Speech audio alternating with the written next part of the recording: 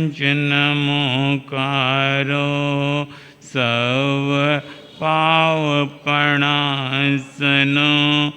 मंगलान छे सवे परममहावै मंगलम मंगलान छे सवे परममहावै मंगलम।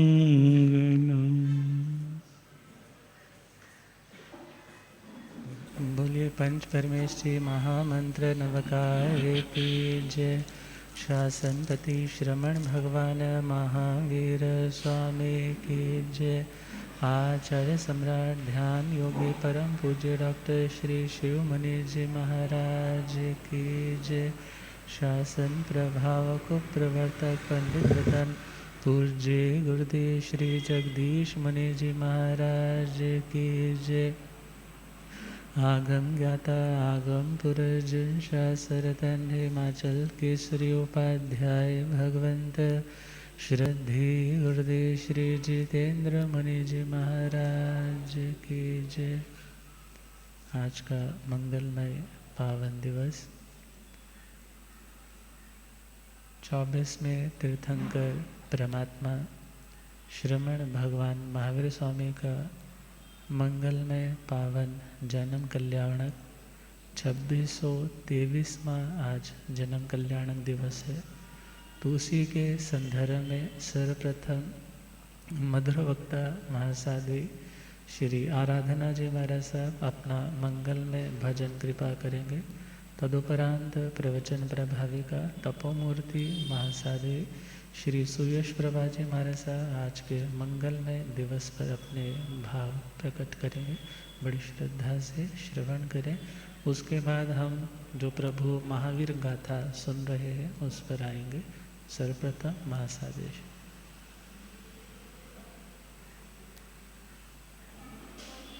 भगवान महावीर स्वामी की।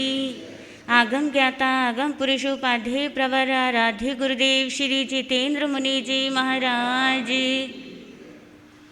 इस युग के भगवान को शत शत वंदन है।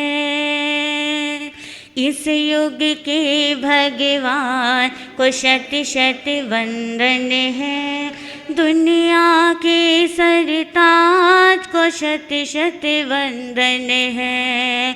दुनिया के सरताज को शत शत जन्म जयंती की इस पावन वेला में अंतःकरण से आज करे अभिनंदन है। इस युग के भगवान को शत शत वंदन है।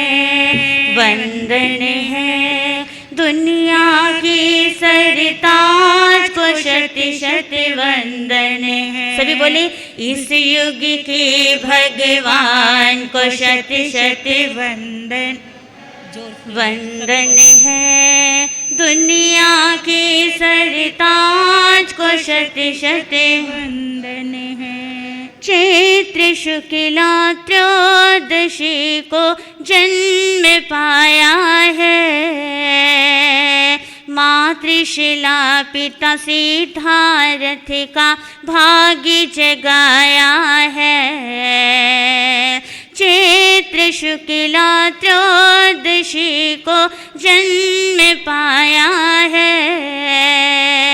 मातृशिला पिता सिद्धार्थ का भाग्य जगाया है। कुंडलपुर की माटी बन गई चंदन है। कुंडलपुर की माटी बन गई चंदन है।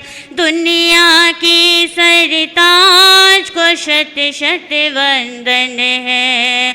दुनिया की सरताज को शत शत वंदन है।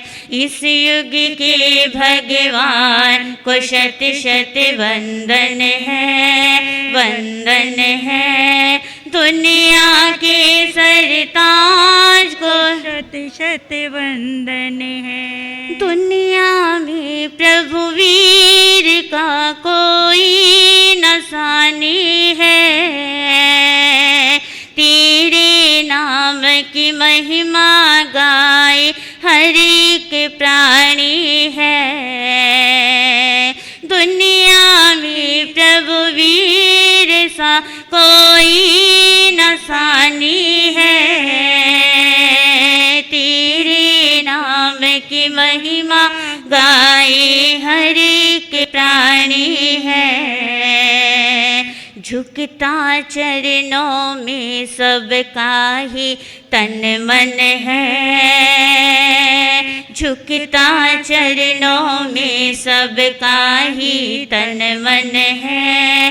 दुनिया के सरताज को शत शत वंदन है, इस युग के भगवान को शत शत वंदन है, वंदन है। दुनिया के सरताज को शत शत वंदन है। वीर प्रभु का नाम जो मानव जपता है, हर सुख से मानव अपना वो दामन भरता है।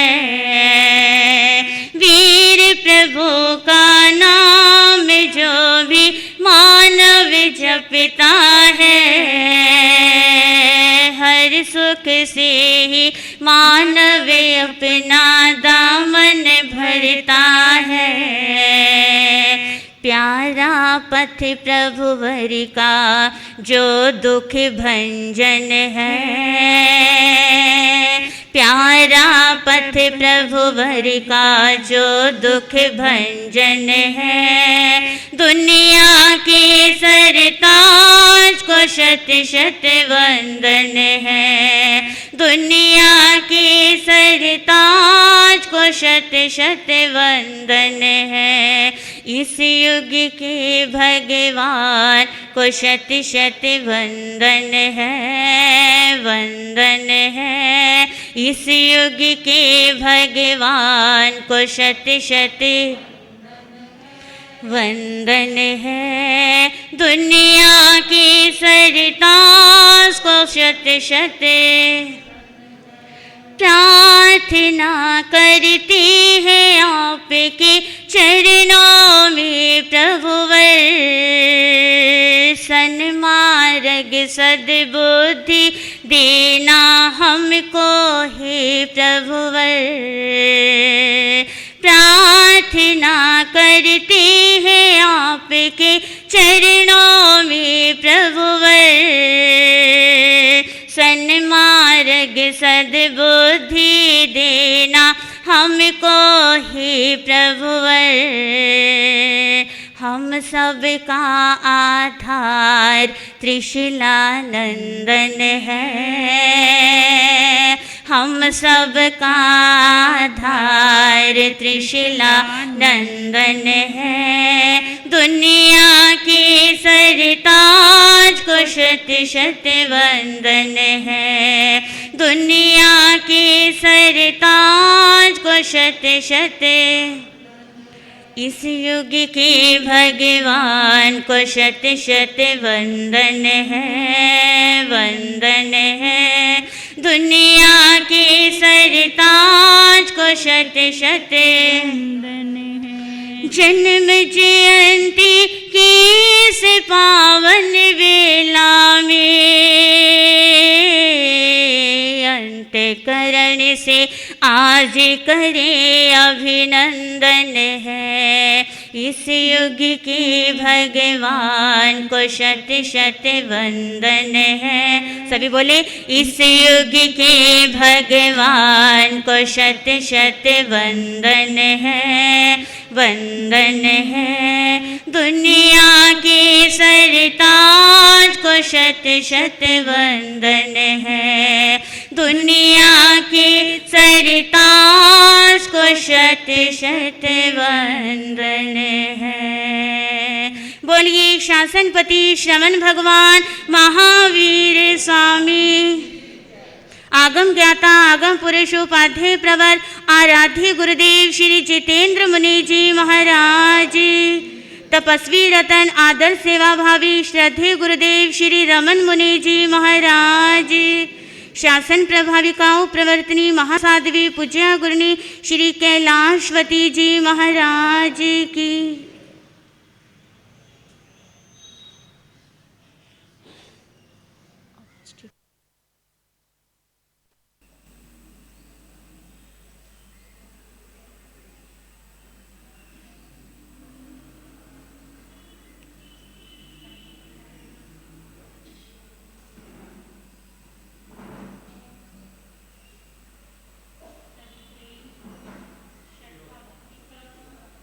आज हम अपने आराध्य भगवान के चरणों के अंदर नतमस्तक होते हुए गुणगान गाथा गाएंगे मिल करके, सभी मिलकर करके बोलिएगा।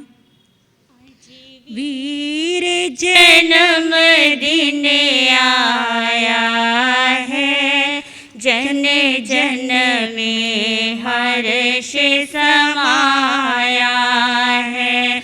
आज वीर जन्म दिन आया है, जन जन में हर्ष समाया। बोलो जय वीर जय वीर जय महावीर, बोलो जय वीर जय वीर जय महावीर, बोलो जय वीर जय वीर जय महावीर, बोलो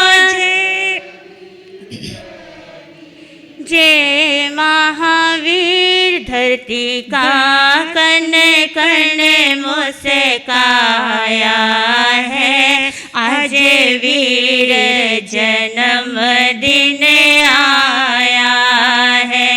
धरती का कण कण मुस्काया है, आज वीर जन्म दिन आया है। प्रभु कुंडलपुर में आए थे, प्रभु कुंडलपुर में आए थे।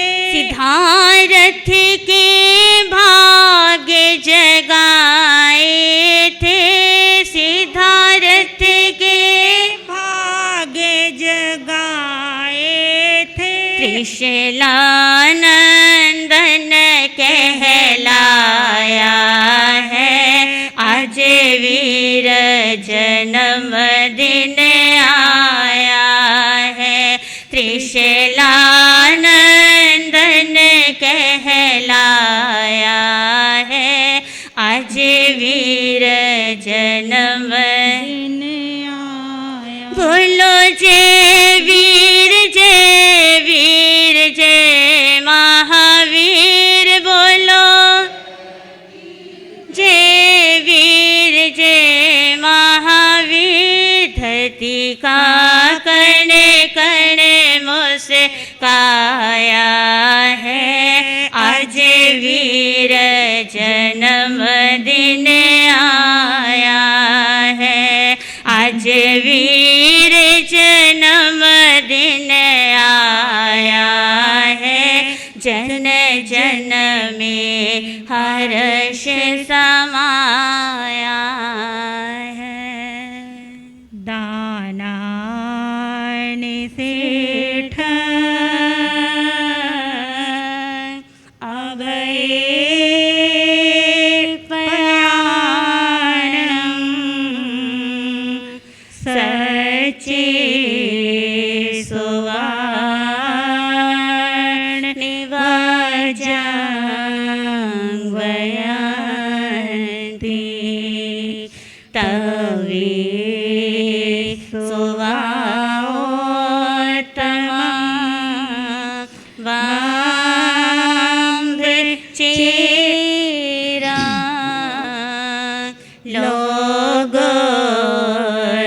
में मलिनाए पोते।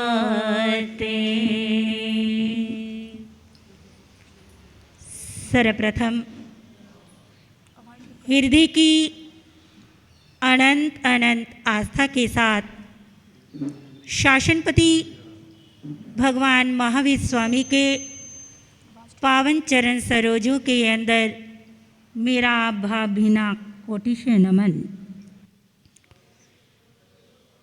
आगम ज्ञाता, आगम पुरुष, हिमाचल केसरी आराध्य गुरुदेव जी महाराज, तपस्वी रतन, आदर्श सेवा भावी श्रद्धेय गुरुदेव श्री रमन मुनि जी महाराज, शासन प्रभाविका उप प्रवर्तनी आराध्य गुरनी जी महाराज के पावन चरण कमलों में एवं पाठ पर शोभायमान तपस्वी रतन सेवा भावी श्री प्रभु मुनि जी महाराज साहब, मधुर वक्ता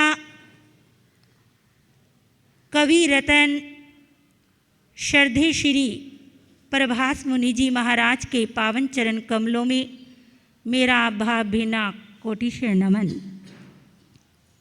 उपस्थित आत्मर्थी मोक्ष बंधुओं, सुशीलवती माताओं एवं बहनों, गुरु चरणों में रहकर उनकी पावनमयी कृपा दृष्टि से जो भी कुछ मैं ग्रहण कर पाई हूँ, आज हम सबके आराध्य, हम सबकी आस्था के केंद्र शासनपति भगवान महावीर स्वामी के जन्म कल्याण महोत्सव के ऊपर अपनी कुछ श्रद्धा भाव गुरु आज्ञा से अर्पित और समर्पित करेंगे। आज चैत्र शुक्ला त्रयोदशी का पावन मंगलमय दिन है। देखा जाए तो हर महीने के अंदर कितनी त्रयोदशी आती हैं? 2 त्रयोदशी आती हैं, लेकिन जो चैत्र की शुक्ला की त्रयोदशी आती है वो हम सब के लिए एक बहुत बड़ा संदेश, एक बहुत बड़ा आह्वान, एक बहुत बड़ा क्या है संदेश लेकर के आती है। क्योंकि इस तिथि के साथ हमारे भगवान का क्या जुड़ा हुआ है? बोलो होशियारपुर वालों, क्या जुड़ा हुआ है? संबंध जुड़ा हुआ है। इसलिए ये तिथि महावीर जयंती के नाम से पुकारी जाती है। कहा जाता है जिस तिथि, जिस वार, जिस घड़ी और नक्षत्र का संबंध किसी महापुरुष के साथ जुड़ जाता है, वो तिथि, वो नक्षत्र और वार वो क्या बन जाते हैं? चिर स्मरणीय, अजर अमर हो जाते हैं।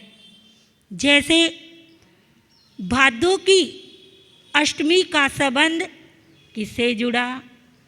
कृष्ण महाराज से जुड़ा, तो वो जन्माष्टमी के नाम से जानी जाती है। नवमी का संबंध राम से जुड़ा, तो वो क्या कहलाने लगी? रामनवमी कहलाने लगी। इसी प्रकार आज की त्रयोदशी का संबंध हमारे प्रभु से जुड़ा, तो ये महावीर जयंती के नाम से पुकारी जाने लगी।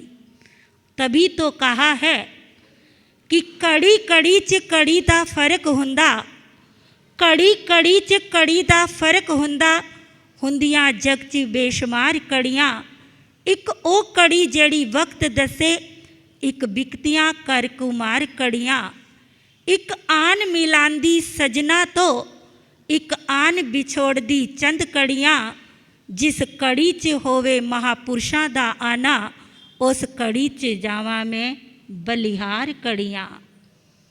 कवि क्या कहता है, संसार के अंदर अनेकों ही घड़ियाँ होती हैं। कोई घड़ी समय का बहन कराती है, ज्ञान करवाती है। कोई कुम्हार के घर के अंदर बिकती है, कोई सजनों से मिलाने वाली होती है और कोई बिछोड़ने वाली भी बन जाती है। लेकिन मेरे को किसी से कोई मतलब नहीं है। मैं तो उन घड़ियों पर बलिहार जाता हूँ जिस घड़ी के अंदर किसी महापुरुष का आना होता है। तो आज की घड़ी, आज के दिवस पर हम बलिहार जाते हैं कि आज की घड़ी के अंदर स्वर्ग से 10वें प्रणत नामक देवलोक से क्या है, भगवान चब कर के त्रिशला की कोख के अंदर से उन्होंने जन्म लिया था। कहते हैं जब प्रभु का जन्म होता है, सिर्फ इस लोक के अंदर ही खुशी का संचार नहीं होता, मानो देवलोकों के अंदर भी चहल पहल हो जाती है। और वैसे भी कहा जाता है सिर्फ देवलोक के अंदर ही नहीं, तीनों लोकों के अंदर क्या हो जाता है, प्रकाश हो जाता है। नरकों के अंदर रहने वाले नारकियों को भी 2 घड़ी का चैन और आराम मिलता है। कितना मंगलमय तीर्थंकर आत्माओं का जन्म महोत्सव, जन्म कल्याणक होता है। जो नारकी जैसी हर समय तड़फने वाली आत्मा को भी चैन और आनंद का संचार करवाती है। प्रभु का जन्म हुआ और जन्म के बाद देवलोकों के देवताओं ने, इंद्र महाराज ने खुशियाँ मनाई। और फिर उसके बाद पिता सिद्धार्थ और माँ त्रिशला की खुशी का कोई ठिकाना नहीं रहा। पूरा कुंडलपुर एकदम खुशियों से भरपूर हो उठा। सभी ने प्रभु का जन्म महोत्सव मनाया। और आप क्या है, लगातार कई रोज से हमारे मधुर वक्ता कवि रतन श्री प्रभास मुनि जी के पावन मुखार विंद से बड़ी सुरीले और मधुर कंठ से प्रभु का पूर्व जन्मों का सारा वर्णन सुन रहे हैं। और आज वो क्या है, प्रभु के जन्म महोत्सव पर पूरा क्या करेंगे, विस्तार से आपको सुनाएंगे। ये तो गुरुदेवों की आज्ञा थी, उनकी आज्ञा का शिरोधार्य करते हुए हम क्या है, प्रभु के चरणों में कुछ श्रद्धा सुमन अर्पित कर रहे हैं। तो बहुत ज़्यादा समय ना लेकर के संक्षिप्त में ही, क्योंकि हम पूज्य गुरुदेवों के मुखार बिंद से ही सुनने की क्या है, इच्छा रखते हैं।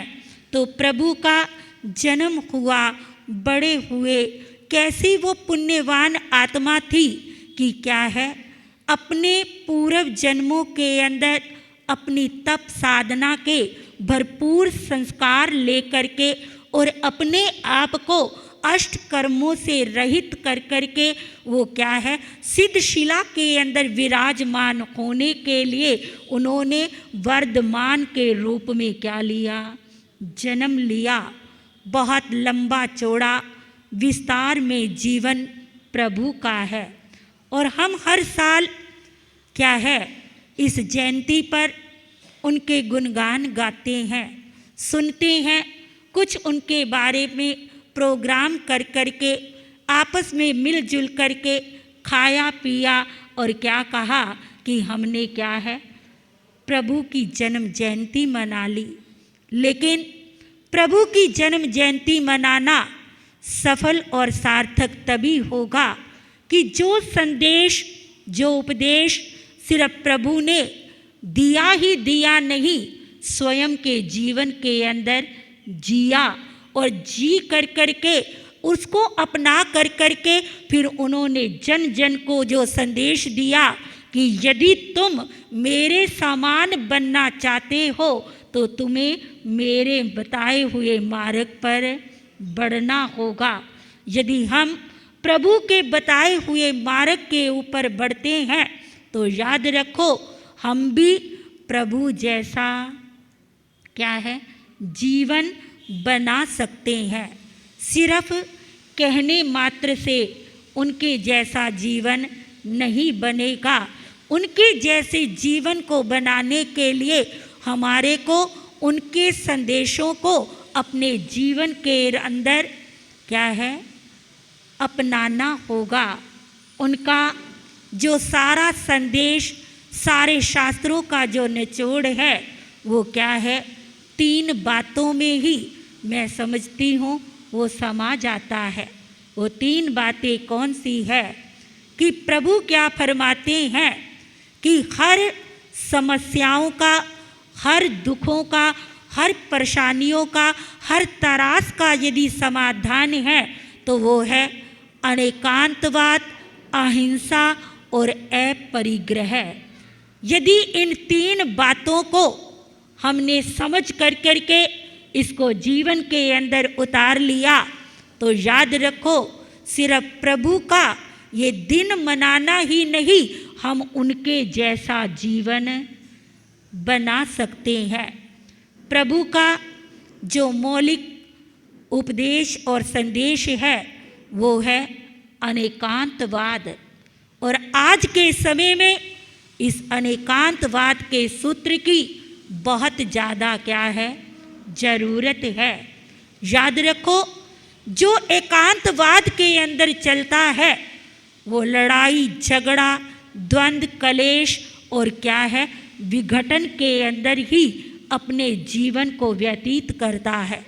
और यदि भगवान के इस संदेश को अनेकांतवाद को जो क्या है जिसका अर्थ है सह अस्तित्व, मतलब जो साथ वाला है उसका भी कुछ मूल्य है। यदि इस बात को हमने समझ लिया तो समझ लो हमने भगवान के गुणगान ही नहीं गाए, हमने उनके सिद्धांत को समझ लिया है। आज समस्या क्या हो रही है, क्या कहते हैं जो खरा सो मेरा, मतलब जो मेरा है वो क्या है वो ठीक है, वो राइट है, वो खरा है। और जब हम अपने आप को ही सही समझते हैं और दूसरे को रिजेक्ट कर देते हैं, दूसरे को गलत सिद्ध कर देते हैं तो वहाँ क्या होता है मेरे भाई बहनों, क्या होता है वहीं पर समस्याओं का जन्म हो जाता है। और जहाँ पर समस्याएं हैं वहाँ पर दुख और दुख से कलेश झगड़े शुरू हो जाते हैं। और यदि इसी बात को हम इस रूप में समझे कि जो खरा सो मेरा, कि जो सही है वही मेरा है, बाकी क्या है बाकी कुछ मेरे को मतलब नहीं है, और वहाँ पर समाधान हो जाता है। प्रभु क्या कहते हैं कि क्या है यदि हम एक दृष्टि से देखते हैं तो हमारे को सारी चीज़ें अलग अलग नज़र आती हैं, और यदि सामूहिक दृष्टि से सभी को मिला करके देखा जाए तो वो सारी चीज़ें मिल करके सत्य के दर्शन करवा देती है। बेटा स्कूल से आया और आकर के क्या कहा कि मम्मी आज के बाद ना मैं पढ़ाई करूँगा और ना ही मैं स्कूल में जाऊँगा। मम्मी ने उस पप्पू की बात को सुना और क्या कहा, पहले बता तो सही कि क्यों पढ़ाई नहीं करेगा और क्या है स्कूल क्यों नहीं जाएगा। सभी अपनी अपनी कहते हैं, सभी उल्टा उल्टा बताते हैं। क्या उल्टा बताया कि देखो दीदी पढ़ा रही थी, उसने मुझे क्या कहा 6 और 3 9 होते हैं। और फिर भैया आए, वो क्या कहने लगे कि क्या है 8 और 1 9 होते हैं, और स्कूल में मास्टर जी ने बताया कि 5 और 4 9 होते हैं, और आप बता रहे थे कि 7 और 2 9 होते हैं। सभी अपनी अपनी बता रहे हैं, किसकी मानो और किसकी ना मानो। मैं आपसे पूछूं, जिसने जो बताया है क्या वो गलत है? अरे शब्द के अंदर ही भेद है, अर्थ में कोई भी अंतर नहीं है। और माँ ने क्या कहा, मेरे बेटा सभी की बात क्या है, सभी की बात अपनी अपनी जगह क्या है, सही है। तुमने किसी एक की बात को नहीं मानना, तुमने सभी की बात को सही मानना है, और सही मान करके इसके अनुसार ही चलते चले जाना है। और एक दिन मेरे लाल तुम विद्वान बन जाओगे। महापुरुष कहते हैं, यदि इस बात के रहस्य को हमने समझ लिया तो वहीं पर आनंद और वहीं पर क्या होगा, सुख होगा। और यदि एक की बात को हमने सत्य समझ करके दूसरे की बात को गलत कह दिया तो वहाँ पर विवाद खड़ा हो जाएगा। आनंद यहीं पर है जहाँ पर सत्य का वास है, और जहाँ आनंद है वहाँ तक तो हम पहुँचते ही नहीं, और बाहर की बातों में उलझ करके अपने जीवन को यहीं पर व्यर्थ गवा देते हैं। एक बार एक देहाती व्यक्ति को किसी ने कह दिया कि आगरा के अंदर ताजमहल देखने योग्य है। पता कुछ था नहीं, बस मन में एक लगन जाग गई कि मुझे आगरा जा करके क्या देखना है, ताजमहल देखना है। कुछ पैसे इकट्ठे किए, पूछताछ की नहीं, और क्या है वो गाड़ी में सवार हो गया, और सवार होते ही उसे क्या आने लगी, नींद आने लगी। एक छोटा सा ट्रांजिस्टर, जो पहले ज़माने में हमारे बुज़ुर्गों को तो पता होगा कितना शौक होता था कि क्या है ट्रांजिस्टर के द्वारा समाचार, और आजकल तो क्या है आने वाली पीढ़ी को इसका कुछ पता ही नहीं। तो क्या है छोटा सा ट्रांजिस्टर था, उसको साथ लिया और क्या है बैठ गया गाड़ी में और सो रहा था, और अचानक ही एक झटका लगा और झटके से गाड़ी रुकी, और रुकते ही जोर से उसके हाथ से वो बटन ट्रांजिस्टर का क्या है दब गया, और दबते ही उसने क्या कहा, ये आकाशवाणी आगरा है। क्या सुना, ये आकाशवाणी आगरा है। उसने और तो कुछ नहीं सुना, क्या सुन लिया, ये आगरा है। और झट एकदम संभल करके बैठा, अरे बहुत अच्छा हुआ मैं ठीक मौके पर क्या हो गया, जाग गया। अपना थैला उठाया, पूछताछ नहीं की, और फटाफट गाड़ी से नीचे उतर गया। और उतरते ही क्या देखा, वो एक छोटा सा गांव था। वहाँ पर एक रिक्शा वाला खड़ा था। उससे पूछा कि मैंने क्या है ताजमहल जाना है, क्या मुझे ले जाओगे? उसने ऊपर से नीचे तक देखा, सोचने लगा अच्छा ग्राहक फंसा है, मौके का फ़ायदा उठाना चाहिए। और उसने क्या कहा, हाँ ले चलूँगा, कितने पैसे लगेंगे? 20 रुपये लगेंगे, बैठ जाओ।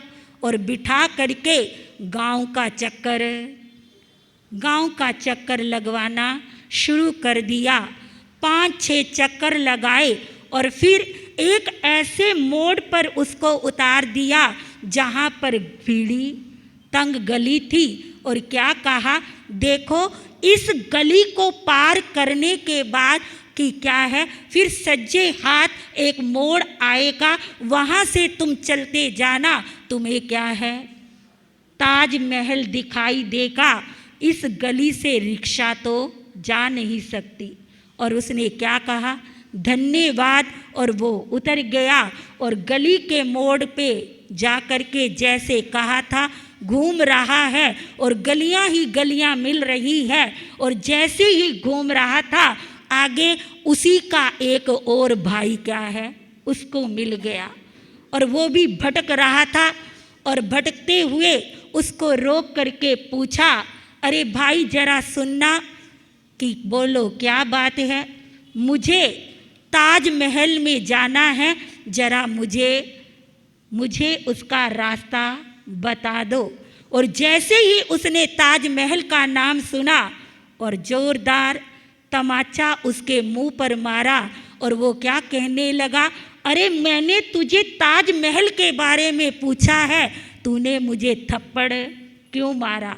और वो क्या कहने लगा, जरा ध्यान से सुनना, अरे 6 महीने हो गए मुझे कुतुब मीनार ढूंढते हुए, ये ताजमहल की बात, मतलब मैं आपसे पूछूं कि क्या उसको वहाँ पर ताजमहल या उसको कुतुब मीनार मिल सकती है? नहीं मिल सकती। क्यों? क्योंकि ना वहाँ पर ताजमहल है और ना ही वहाँ पर कुतुब मीनार है। जो चीज़ वहाँ पर है ही नहीं तो वो मिलेगी भी कैसे? आज हम सभी का यही हाल हो रहा है। अरे हम भगवान की वाणी को सुन करके चाहते तो ये है कि हम भी क्या है महावीर जैसा आनंद और सुख पाए, लेकिन वो सुख ढूंढते कहाँ पर है? ढूंढ कहाँ रहे हैं? परिवार में, धन दौलत में, संसार के ऐशो आराम के साधनों में। और वहाँ पर वो शांति वो सुख है नहीं जो शांति और सुख प्रभु ने क्या है वनों में जा कर करके कितनी कठोर साधना, उनकी साधना, उनके क्या है संयम का वर्णन सिर्फ हम सुनते मात्र है तब भी रोंगटे क्या हो जाते हैं, खड़े हो जाते हैं। लेकिन जो उन्होंने अपने जीवन के अंदर सब कुछ क्या है अपनाया, जिया, जब तक हम उन जैसे क्या है अपने जीवन को नहीं बनाएंगे तो याद रखो सिर्फ हमारे को सिद्ध शिला मिल जाए, ये कहने मात्र से वो सिद्ध शिला मिलने वाली नहीं है। प्रभु का क्या संदेश है कि जब तक अपरिग्रह को हम अपने जीवन के अंदर नहीं अपनाएंगे तब तक हमारे को क्या है वो सच्ची शांति और सुख क्या है नहीं मिल सकता। प्रभु ने क्या है राजकुमार के रूप में, प्रभु ने राजमहलों के अंदर संसार के भोग विलास के साधनों में केवल ज्ञान को प्राप्त नहीं किया था। उन्होंने पहले राजपाट को, पहले क्या है राजमहलों को, वहाँ के भोग विलास का त्याग कर करके फिर क्या है साधना कर करके फिर उन्होंने उसको केवल ज्ञान, केवल दर्शन को अपनाया था। मैं आपसे पूछूं कि कोई बहुत बड़ा मिनिस्टर जिसके पास आज की महंगी से महंगी गाड़ी है और वो 5-10 बॉडी गार्ड को लेकर के, जिसके शरीर के ऊपर बढ़िया कपड़े पहने हुए हैं, हाथों के अंदर हीरे पन्नों से जड़ी अंगूठियां और जेवर शरीर के ऊपर उसने सजाए हुए हैं, यदि ऐसा कोई व्यक्ति इस सभा में आ जाए, ठीक है कोई क्या है आप उसको आदर सत्कार तो दे सकते हैं। मैं आपसे पूछूं कौन है ऐसा जो तिक्तों के पाठ से उनको क्या करेंगे, क्या करोगे? वंदन करोगे। और जिनके पास ना अपना कोई घर है ना बाहर है, रोटी कपड़े के लिए भी वो आपके ऊपर ही क्या है निर्भर हैं, कुछ नहीं है, उनको आप क्या है टिकटों के पाठ से, इच्छामी खमासनों के पाठ से क्या करते हो, वंदन ही नहीं सिर झुका करके नतमस्तक हो जाते हो। ये किसका प्रभाव है? ये त्याग और संयम को नमस्कार है। तो प्रभु क्या कहते हैं कि जब तक जीवन के अंदर त्याग नहीं आएगा तब तक हम वंदनीय पूजनीय नहीं बन सकते। जब वंदनीय पूजनीय नहीं बन सकते तो सिद्धशिला कैसे प्राप्त करोगे? तो इसलिए प्रभु का संदेश अपरिग्रह को जीवन के अंदर अपनाना होगा और अपरिग्रह को जीवन के अंदर लाने के लिए अहिंसा का जीवन के अंदर होना क्या है बहुत जरूरी है। और हमारा क्या है जैन धर्म का और प्रभु का जो संदेश है अहिंसा परमो धर्म है। अहिंसा ही परम क्या है धर्म है। और भगवान का जो नारा है जियो और जीने दो कि क्या है यदि तुम जीना चाहते हो तो औरों को भी जीने दो। और जब तक ये बातें हमारे जीवन के अंदर नहीं आएगी तब तक हम धर्म के स्वरूप को समझ नहीं सकते। याद रखो अहिंसा का पालन कौन कर सकता है? जिसके जीवन के अंदर दया करुणा का झरना बहता है। यदि दिल के अंदर दया और करुणा ही नहीं है वो कभी अहिंसा का पालन क्या है पालन नहीं कर सकता। अहिंसा का पालन कौन कर सकता है? जिसके दिल के अंदर दया और करुणा होगी। प्रभु ने अहिंसा परमो धर्म है ये संदेश क्यों दिया? जब वो जन्म के समय गर्भ अवस्था के अंदर ही थे। और हर तीर्थंकर आत्मा को जन्म से कितने ज्ञान होते हैं? 3 ज्ञान होते हैं। और उनके जीवन के अंदर कितनी दया करुणा का झरना उस अवस्था के अंदर जब गर्भ अवस्था जहाँ पर हिलने डुलने की घूमने फिरने की कोई क्या है जगह नहीं है। वो काल कोठड़ी जहाँ पर सांस लेना भी मुश्किल है। ऐसी अवस्था में अपने दुखों की परवाह ना करते हुए उनका ख्याल किधर गया? अपनी जननी अपनी माता के ऊपर गया। वे क्या सोचने लगे? अरे मैं यदि हिलन चलन की क्रिया करता हूँ तो मेरी माता को इससे बड़ा क्या मिलता है? कष्ट होता है, बड़ा दुख उसको महसूस होता है। क्यों ना हो मैं अपने आप को क्या कर लूँ? अपने आप को संकुचित कर करके निश्चेष्ट बन जाऊं। इस प्रकार सोच करके प्रभु ने क्या कर लिया था? अपने शरीर को संकुचित कर लिया था। लेकिन दूसरे क्षण जैसे ही ये देखने के लिए अब तो मेरी माँ को क्या मिल रहा होगा? आराम मिल रहा होगा। लेकिन क्या देखा? मेरी इस क्रिया से उसको और ज़्यादा कष्ट महसूस हो रहा है। और उसी समय उन्होंने पुनः हिलन चलन की क्रिया की और इसके साथ साथ ये प्रतिज्ञा की कि जब तक मेरे माता पिता जीवित रहेंगे तब तक मैं क्या नहीं करूँगा? दीक्षा अंगीकार नहीं करूँगा। ये क्या था? ये उनका मोह और राग नहीं, उनके जीवन के अंदर दया और करुणा थी। और ये करुणा सिर्फ माता पिता के प्रति ही नहीं, उनको प्राणी मात्र के प्रति करुणा थी। जब वो बाल रूप में थे और एक बार बाहर से खेलते खेलते जैसे ही माँ के कमरे में गए तो क्या देखा? माँ त्रिशला क्या है अपने श्रृंगार कक्ष के अंदर अपना श्रृंगार कर रही है।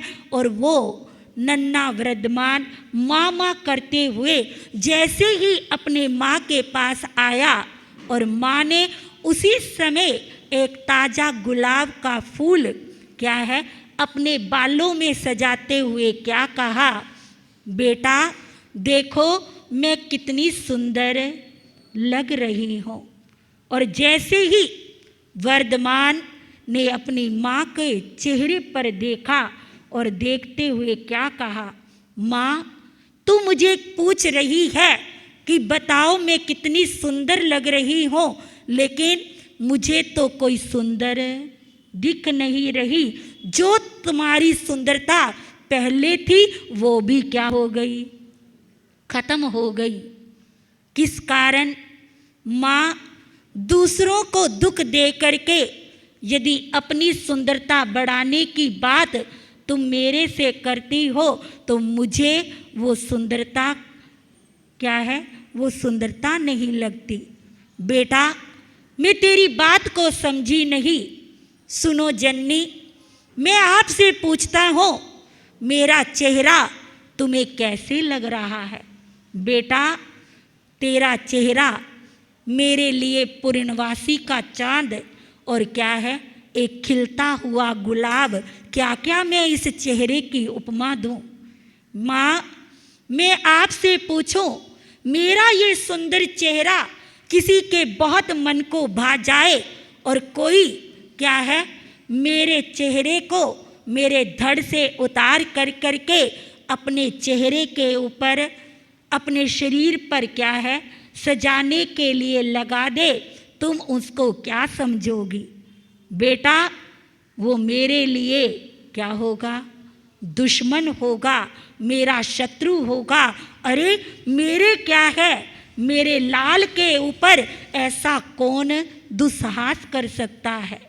तो माँ जिस गुलाब को अपने बालों में सुजा करके तुम अपनी सुंदरता बढ़ाते हुए ये कह रही हो कि मैं कैसे लग रही हूँ, वो भी तो किसी क्या है, वो भी तो कोई जानदार क्या है प्राणी है जिसका तुमने क्या है हनन कर करके अपनी सुंदरता को बढ़ाया है।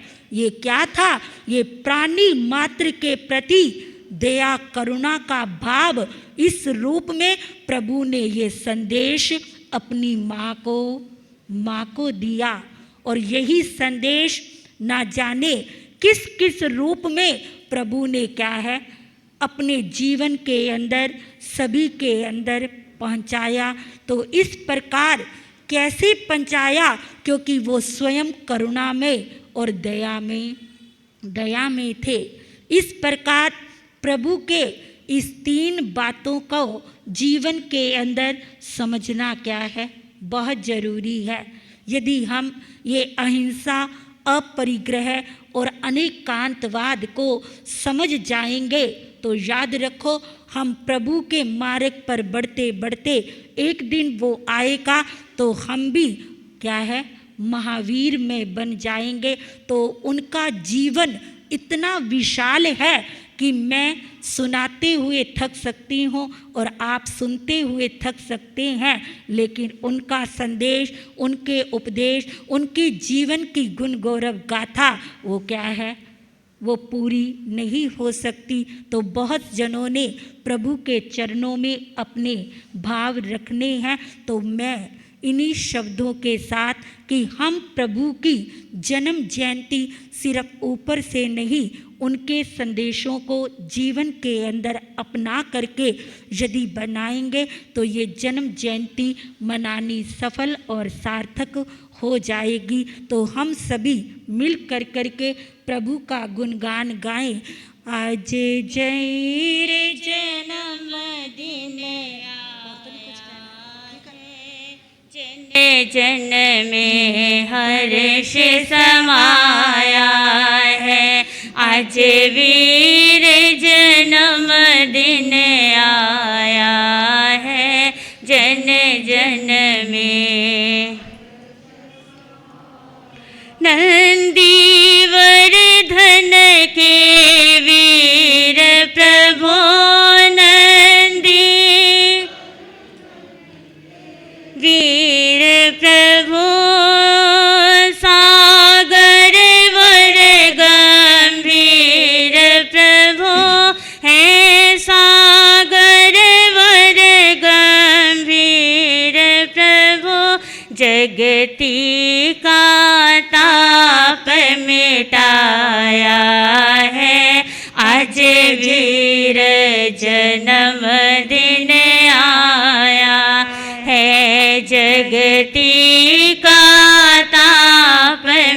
प्रगटाया है, आज वीर जन्म सब राज पाट को छोड़ दिया, सब राज पाट को मोह विषयों से था मोड़ लिया, मोह विषयों से था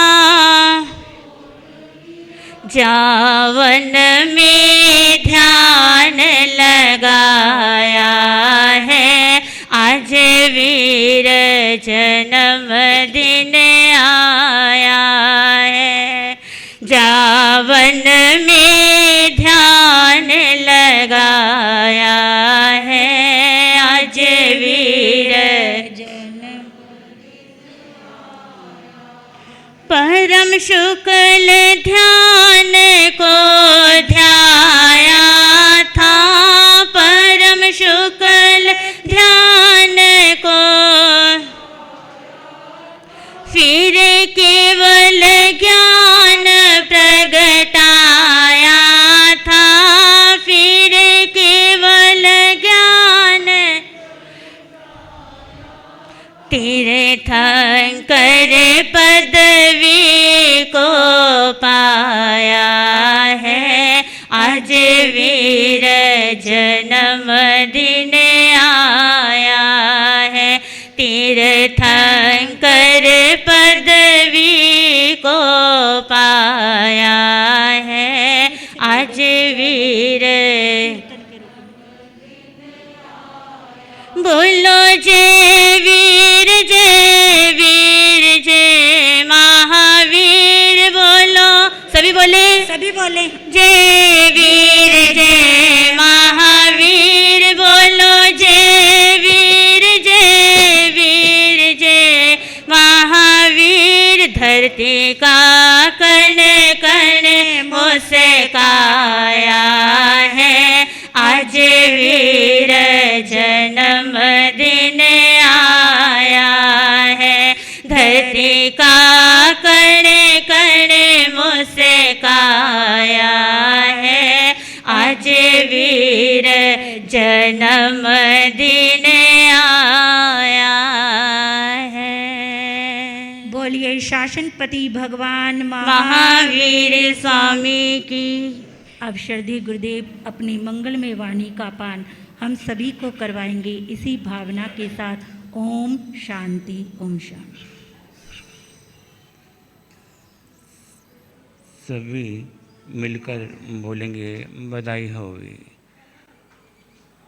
होवे होवे होवे होवे, बधाई होवे होवे होवे हो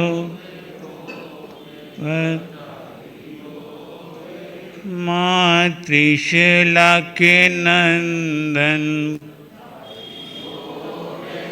करो चरणों में वंदन, बधाई होवे होवे होवे होवे, बधाई प्रभु मार्ग दयाण, बधाई हो प्रभु अभिदयाण, बधाई होवे होवे होवे होवे होवे, बधाई होवे होवे होवे।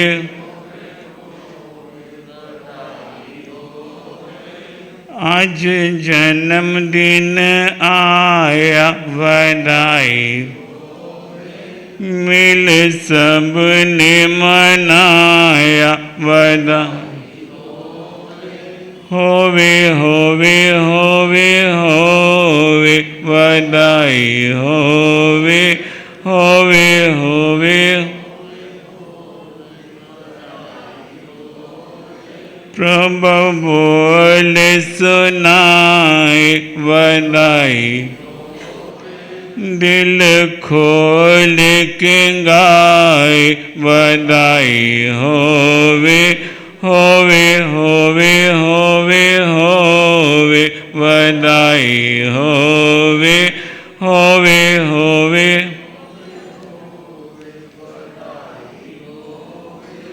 मिल कहते हैं सारे बधाई, गाय वीर जयकार बधाई होवे होवे होवे होवे होवे बधाई होवे होवे होवे होवे होवे बधाई होवे।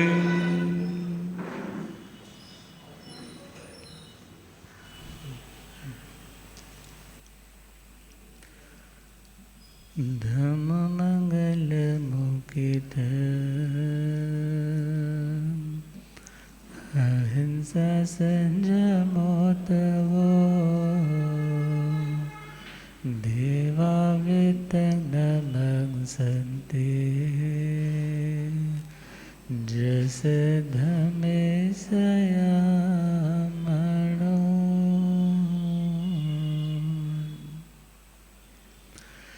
जी हाथ जोड़े गोरानो मेरी वंदना जी।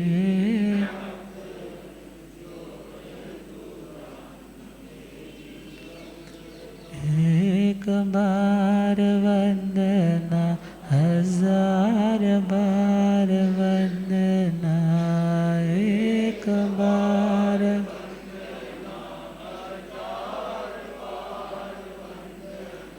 लाख बार वंदना, करोड़ बार वंदना, लाख बार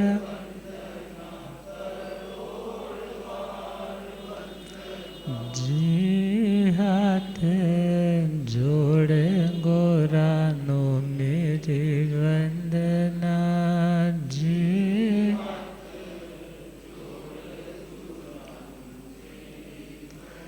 डगमग डोले नैया मेरी,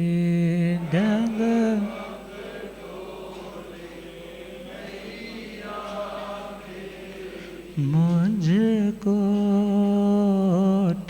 है सतगुरु तेरे, मुझे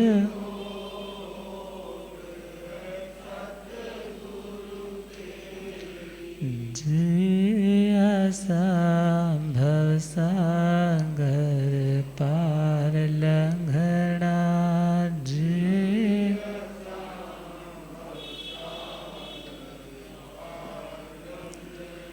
जी हाथ जोड़े गोरानो मेरी वंदना जी।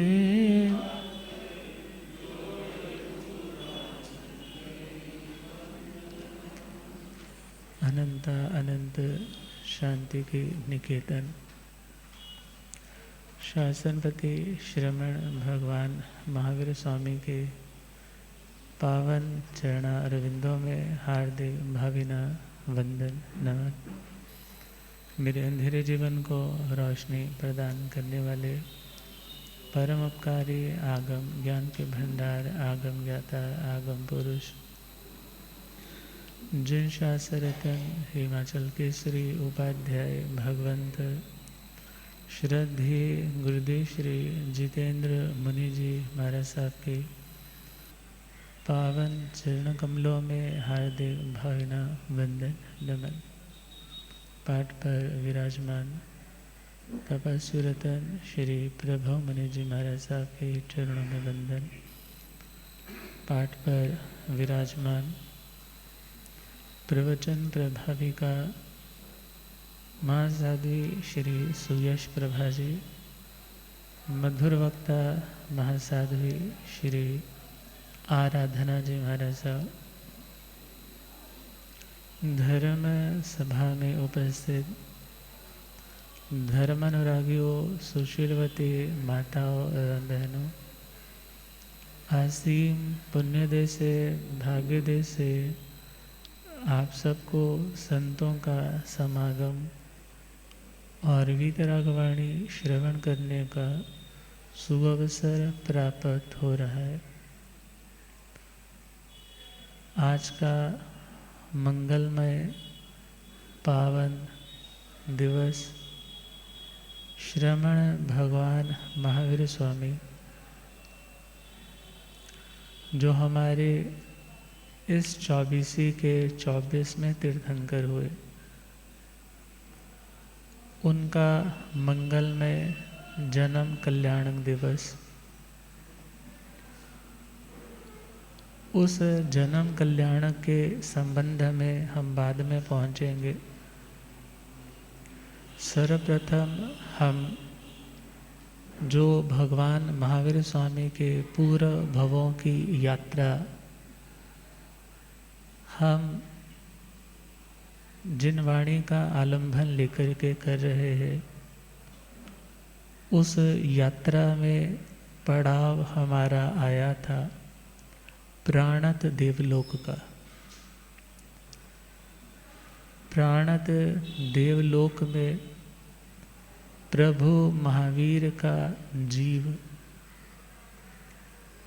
20 सागरोपम की उत्कृष्ट आयुष्य कंप्लीट करेगा और वहाँ पर 20 सागरोपम की आयुष्य पूरी करके वहाँ से प्रभु का च्यवन माता देवानंदा जो जालंधर गोत्रीय है और ऋषभ दत्त ब्राह्मण जो वेदांगों का प्रकांड पंडित है, जिसका अपनी सोसाइटी में अपना एक विशिष्ट स्थान है, विशिष्ट जिसका प्रभाव है। तो शुभ मंगलमय 14 सपनों को माता देवानंदा अर्ध रात्रि के समय अर्ध निद्रा की अवस्था में देखेगी और उन मंगल में 14 सपनों में जो एक श्रृंखला जो कॉमनली चलती है, वह तो पहले हाथी का, फिर वृषभ का, फिर सिंह का, फिर लक्ष्मी का, फिर पुष्पमाला, फिर चंद्रमा, सूर्य, ध्वजा, कुंभ, पद्म सरोवर, सागर, देव विमान, रतन राशि और निर्धूम धुआं रहित अग्नि का है। वो माता उन 14 सपनों को देख करके आनंदित होगी, पुलकित होगी, क्योंकि टोटल 72 तरह के सपने होते और उन सपनों में 30 ऐसे हैं जिन्हें महासपने कहा जाता है और उन 30 महासपनों में से तीर्थंकर की माता या चक्रवर्ती की माता 14 सपने देखती। कितने सपने? और उन 14 सपनों में से कोई 7 सपने वासुदेव की माता देखती है, 4 सपने बलदेव की माता देखती है और मांडलिक राजा की माता एक सपना देखती। चक्रवर्ती की माता भी सेम सपने देखती है, तीर्थंकरों की माता भी सेम देखती है। डिफरेंस कैसे पता चले कि चक्रवर्ती आएंगे या तीर्थंकर आएंगे? जब कुछ धुंधले से कुछ थोड़े क्लैरिटी वाले सपने दिखे तो वो चक्रवर्ती का जीव, और यदि बिल्कुल क्लियर सपने दिखे तो वो तीर्थंकरों का जीव। और यदि नरकों से आए तो माता भवन देखती है और यदि वैमानिक देवलोकों से आए तो विमान देखती है। तो उन 14 सपनों को देख करके आनंदित हुई। जहाँ पर ऋषभ दत्त विश्राम कर रहे थे, वहाँ पर आकर के बड़े भावों से वंदन निवेदन करती है, मैंने ऐसे उत्तम सपने देखे। वो कहते हैं, हे देवी, तू सौभाग्यशाली है, तेरे गर्भ से पुत्र का जन्म होगा। 9 महीने 7.5 दिन बीतने के बाद तुम ऐसे निरोग और सुंदर शुभ लक्षणों वाले बच्चे को जन्म दोगी, जो वेद वेदांगों का जानकार होगा, धर्म अर्थ काम मोक्ष को पाने वाला होगा। मगर देवानंदा क्या जानती है, ये सपने आए हैं तो त्रिशला रानी इनको सपनों को क्या ले जाएगी, अपनी झोली में डाल करके ले जाएगी। अब सपनों का फल जान करके वो अपने जो दुनिया के कार्य है उन कार्यों में ही मस्त हो गई, किसी धर्म आराधना में नहीं बैठी, मगर दुनिया के भोगों में ही पुनः मदमस्त होकर के उसी में विचरण करने लगी। और वो समय वो घटना भी आती है जब शक्रेंद्र महाराज सिंहासन जब हिला, उनका क्या देखा, अवधि का उपयोग लगाया कि तीर्थंकर परमात्मा भगवान महावीर स्वामी जो 24वें तीर्थंकर होंगे उनका पावन जन्म हो गया।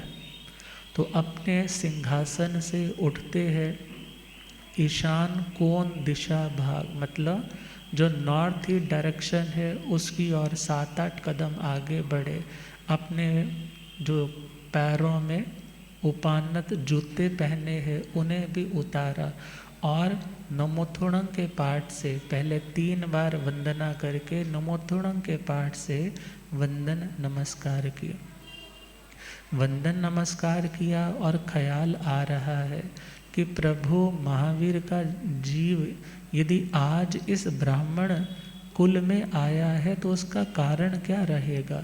क्यों? क्योंकि तीर्थंकरों का जब कभी भी जन्म होता है तो क्षत्रिय कुल में होता है। किस कुल में? क्षत्रिय कुल में। अब 82 दिन कंप्लीट होते हैं, 82 दिन और रातें बीत जाती है और 83वीं रात चल रही होगी। उस टाइम एक बार तो वंदन किया, दूसरी बार जब 82 दिन रात बीते 83वीं रात चल रही होगी तो वो माता देवानंदा के गर्भ से उस बच्चे का संहरण करेंगे। क्या करेंगे? संहरण भले हरि नैगमेशी देवता के माध्यम से करवाएंगे और वो संहरण करके कहाँ लेकर जाएंगे गर्भ को? क्षत्रिय कुंडग्राम कुंडलपुर नगरी राजा सिद्धार्थ के उस राजमहलों में जहाँ अर्ध निद्रा अवस्था में कौन सो रही है? कुछ नींद है, कुछ जागृत अवस्था है। और उस टाइम वो माता को 14 सपने भी आएंगे और माता त्रिशला उठ करके कहाँ आएगी? राजा सिद्धार्थ के। प्रभु वीर की पावन कथा, प्रभु वीर की पावन पावन बनाएंगे, झड़ जाएंगे दुख जीवन के सावन ये लाएंगे सावन। देवानंदा जी ब्राह्मणे 14 सपने देखे, 14 सपने देखे, 14 सपने। 82 दिन मानो स्वर्ण में थे वो लग गए लेखे, वो लग गए लेखे, वो लग गए ले। शकरेंद्र राज के मन में, शकरेंद्र राज के दुविधाएं आएंगे, प्रभु वीर की पावन कथा पावन बनाएंगे पावन। तीर्थंकर प्रभु का जन्म तो क्षत्रिय कुल में ही होगा, कुल में ही होगा, हाँ कुल में ही हो। संहरण करा त्रिशला के यहाँ सब उत्तम फिर होगा, सब उत्तम फिर होगा, सब उत्तम फिर हो। कर्मों की न्यारी लीला, कर्मों के ओ ये क्या क्या कराएंगे, प्रभु वीर के पावन कथा पावन बनाएंगे, पावन। हरिनैगमेश देव सारा कारज यह कीना, कारज यह कीना, कारज यह। त्रिशला तो आनंदित, दूजी का तो सब कुछ छीना, का सब कुछ छीना, ता सब कुछ छीना।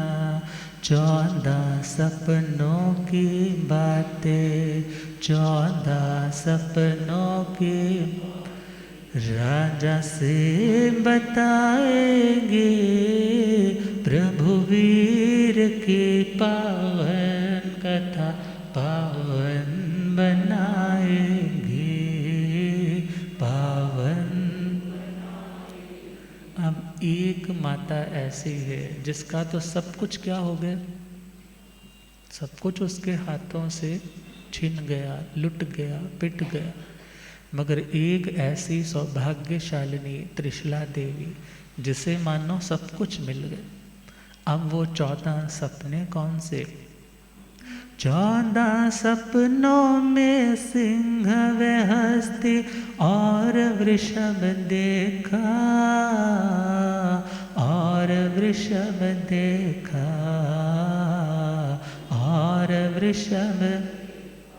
लक्ष्मी व माला फूलों की, फिर चंद्र सूर्य देखा, फिर चंद्र सूर्य।